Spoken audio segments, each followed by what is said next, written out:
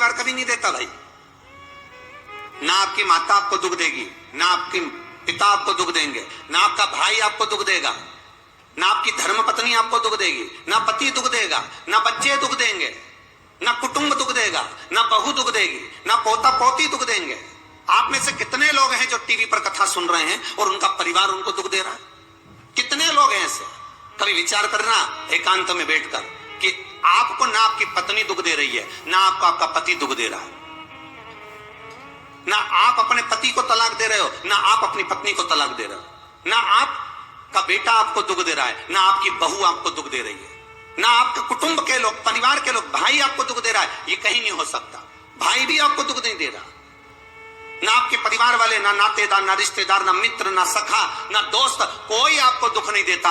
ये शिव महापुराण की कथा कहती है हमको लगता है कि हमारे परिवार वाले दुख दे रहे हैं, हमको लगता है हमारी बहू हमें दुख दे रही है, हमें लगता है हमारी सास हमें दुख दे रही है, हमें लगता है हमारा पति हमको दुख दे रहा है, हमें लगता है हमारे कुटुंब वाले हमको दुख दे रहे हैं। पर शिव महापुराण की विद्येश्वर संहिता कहती है ये कोई आपको दुख नहीं देते, दुख आपका पूर्व का कर्म आपको देता है। ये जितने भी मिले हैं ना आपको, रिश्तेदार, नातेदार, कुटुंब, भाई, बंधु, सखा, पत्नी, पति, पोता, पोती, ये जितने लुटेरे मिले हैं, ये जितने अपशब्द कहने वाले मिले हैं, ये जितना ताने देने वाले मिले हैं, ये जितना गाली देने वाले मिले हैं, ये जितना उंगली उठाने वाले मिले हैं, ये कोई दूसरे नहीं, तुम्हारे पूर्व कर्म के कोई ना कोई पुराने ही होंगे जो तुम्हारे साथ जुड़कर तुम्हारे टांग खींचने के लिए सामने खड़े हुए हैं।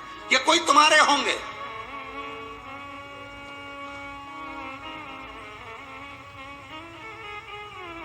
तो ये सब दिमाग से निकाल दीजिए आप, आपके ये चित्तवृत्ति बुद्धि से ये बात सब निकाल दो। जितने लोग कथा सुन रहे हैं ना, अपनी बुद्धि से निकाल देना कि मेरी बहू मुझे गाली दे रही है। हाँ, तूने किसी गाय को रोटी नहीं दी और दी भी होगी, दूसरी बार गाय आ गई होगी तो डंडा मार के भगा दिया, वही बहू आई है, वाणी के डंडे कुदा रही है।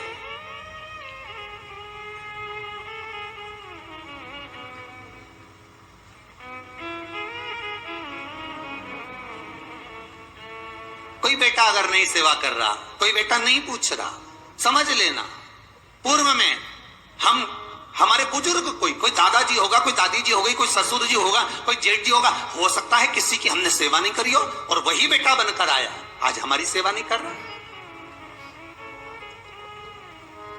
मत बुरे कर्म कर बंदे वरना पछताएगा, भगवान की आंखों से तू बच नहीं पाएगा, तू बच नहीं पाएगा।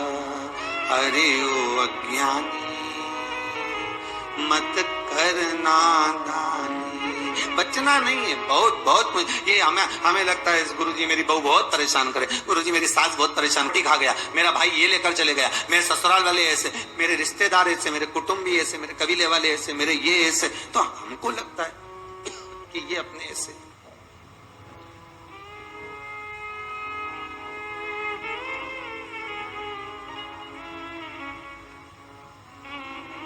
हमको लग रहा है कि ये हमारे ऐसे हैं, हमारे को लूट रहे हैं, हमको ऐसा परेशान कर रहे हैं, हमको ऐसा कर रहे हैं, पर नहीं। शिव महापुराण की कथा कहती है कोई हमको कष्ट नहीं देता। एक बार पहले भी कथा में कहा, आज फिर कह रहे हैं आपको महाराज, फिर कह रहे हैं, आज फिर कह रहे हैं।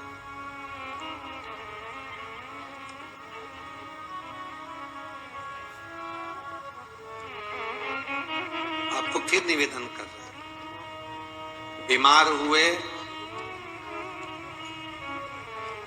देवास में, बीमार हुए भोपाल में, बीमार हुए सीहोर में, बीमार हुए कहीं, डॉक्टर को दिखाने जा रहे हैं इंदौर, डॉक्टर को दिखाने जा रहे हैं भोपाल, डॉक्टर को दिखाने जा रहे हैं देवास, मुंबई, पुणे, जहां तहां हम डॉक्टर को दिखाने के लिए जा रहे हैं। वहां हॉस्पिटल में हमने सुई लगवाई, इंजेक्शन लगवाया, वहीं से कहीं कुछ चीरा फाड़ी कर दी, ऑपरेशन कर दिया।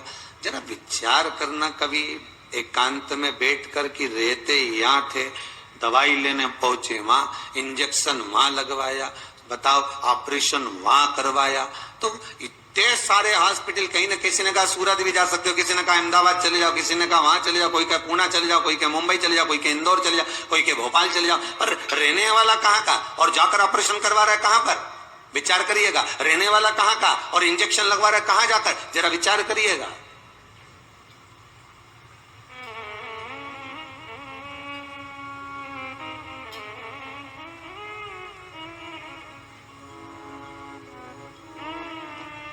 और कितने डॉक्टर, ऑपरेशन करने वाला कोई विशेष,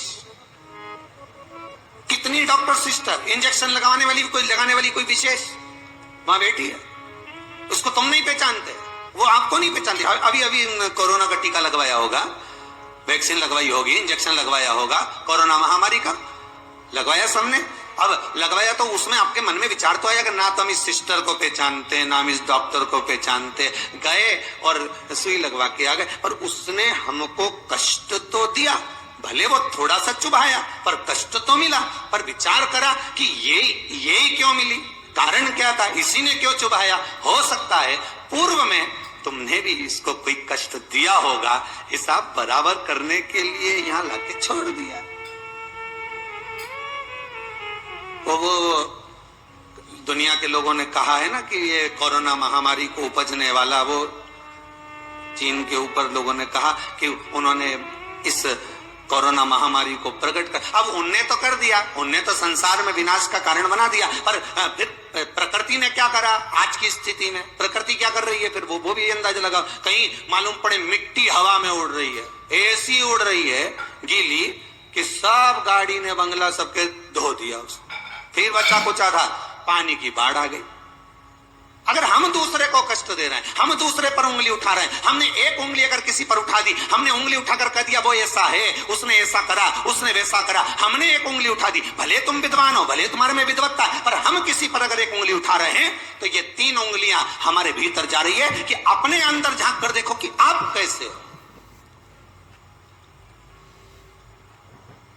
अपने भीतर झांक कर देखिए कि आप में क्या तत्वता है। जो हम दूसरे में कुछ खोट देख रहे हैं तो हम में कितना खोट भरा होगा, हम में कितना कपट भरा होगा, तभी तो सामने वाला कपटी नजर आ रहा है। जैसा चश्मा लगाओगे सामने वाला व्यक्ति वैसा ही तो दिखेगा। लाल कलर का लगाओगे तो लाल दिखेगा, काला लगाओगे तो काला दिखेगा, पीला लगाओगे तो पीला दिखेगा। नेत्रों में जो काम, अगर अहंकार है तो अहंकारी दिखेगा, लोभ है तो लोभी दिखेगा, वासनावान है तो वासनावान दिखेगा, तृष्णावान है तृष्णावान दिखेगा, चोर है चोर दिखेगा, कपटी है कपटी दिखेगा, बेईमान है बेईमान दिखेगा, अज्ञानी है अज्ञानी दिखेगा। आपकी दृष्टि जैसी होगी सामने वाली की सृष्टि वैसी ही नजर आएगी, सामने वाला व्यक्ति आपको वैसा ही दिखेगा। आपका चित्त अच्छा है, आपका मन अच्छा है, आपके दिल अच्छा है, आपके भाव अच्छे हैं, सामने वाला भी वैसा ही नजर आएगा।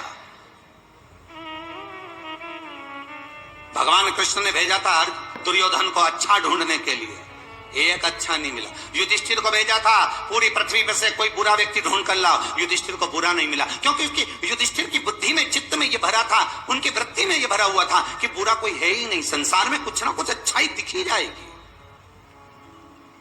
बुरा जो देखन में चला बुरा न मिला कोई। हम देख रहे हैं, हम चित्तवृत्ति से, हम विचार।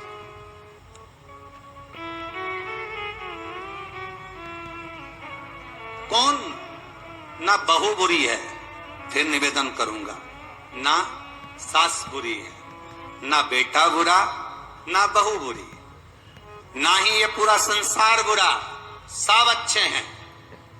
फिर बुरा क्या, अपना कर्म जो हम कर कर आए हैं उस कर्म का भोग संसार में आकर भोगना पड़ेगा। एक रोटी भी हमको खाने को मिल रही है तो हमारे पूर्व के किए हुए कर्म के अनुसार मिल रही है। दुख भी अगर हमको मिल रहा है तो हमारे पूर्व के कर्म के अनुसार मिल रहा है। सुख भी मिल रहा है तो हमारे पूर्व के कर्म के अनुसार मिल रहा है। हम जैसा कर्म करें उसके अनुसार हमें फल मिल रहा है।